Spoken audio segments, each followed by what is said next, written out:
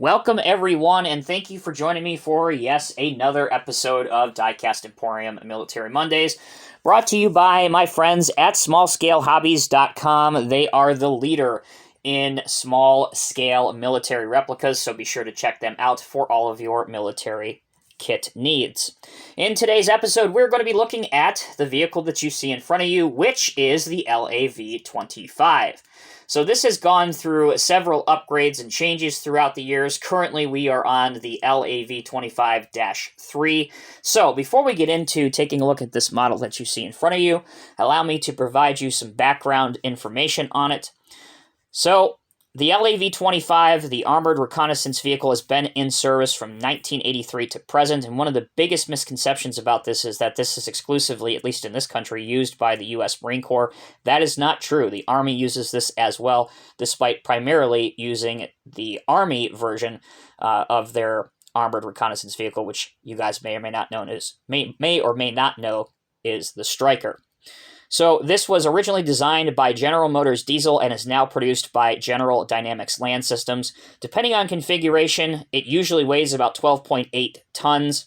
The main armament, which is this right here, is an M242 Bushmaster 25mm chain gun. Secondary armament usually is a M240 7.62 millimeter machine gun. Usually there are two of those, but you can obviously put any crew-served weapon on it. I've seen some with 40 millimeter grenade launchers. So the reason for conception, this was produced during the in the 80s. So we're still talking about Cold War during that time. And the Marine Corps began looking for a light armored vehicle. That's the LAV, light armored vehicle. Looking for a vehicle to fit both a vehicle that would allow their troops, I shouldn't say troops, they're Marines, would allow their Marines to safely come ashore in shallow water and also provide them a armored transport vehicle to move about on land. There are several different variations of the LAV, including the LAV-25, which is this one, the LAV-AT, which is an anti-tank version that would have a little tow missile launcher that would come up, and that can successfully engage tanks. Obviously, your Bushmaster chain gun is not going to do any good against a tank. An LAV-M, which is a mortar, and an LAV-C2, which is a command and control unit. There are several different model kits for those as well. At some point, I will probably add those to the collection, and I will focus exclusively on those in future episodes of Military Mondays, so be sure to stay tuned for those. So, with the background information out of the way, let's take a look at this model. To be honest with you guys, this was actually a 3D printed model. You could probably tell. Several of you could probably tell. And it came mostly assembled. Obviously, I had to paint everything. You can see that this is not painted on the bottom. But this was actually quite a fun kit to do. This is one of a few models that came fully assembled for the most part. You can see that I added some lights at the rear. I brought out the different jerry cans, as well as on the other side there's some ammo cans as well. You can see the exhaust here. Obviously, I painted the wheels into Mia black rubber. I also painted the barrel on the Bushmaster because I've seen some of these that are black. You can also see the forward-facing lights I painted in a silver paint pen, and then the lights underneath I painted in orange, basically off the real ones that I have seen in real life. Again, this is an 8-wheel drive vehicle, so you can see all 8 wheels would be driven. At the back, I hope that this is coming across on camera and you can see it.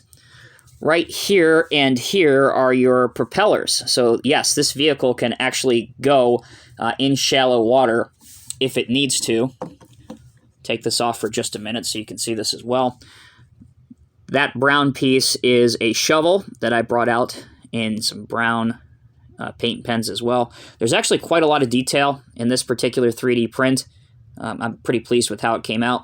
Again, I believe it's Arsenal M. It might be Trident, but somebody does a collection of these LAV vehicles, all the different variants.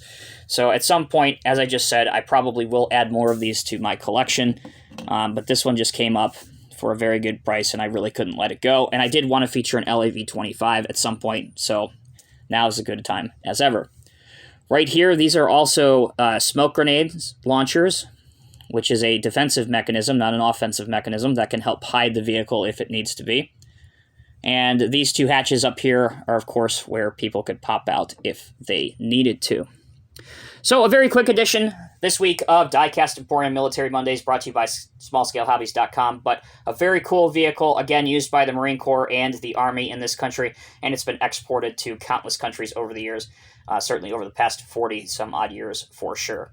Thank you all so much for watching. If you enjoyed this video, please like it and share it with your friends. If you have any comments or questions, leave them down in the comment section below. Until next time, I'm Tommy with Diecast Emporium. Thank you all so very much for watching. Until next time, take care, be safe, be well. I'll see you in the next review.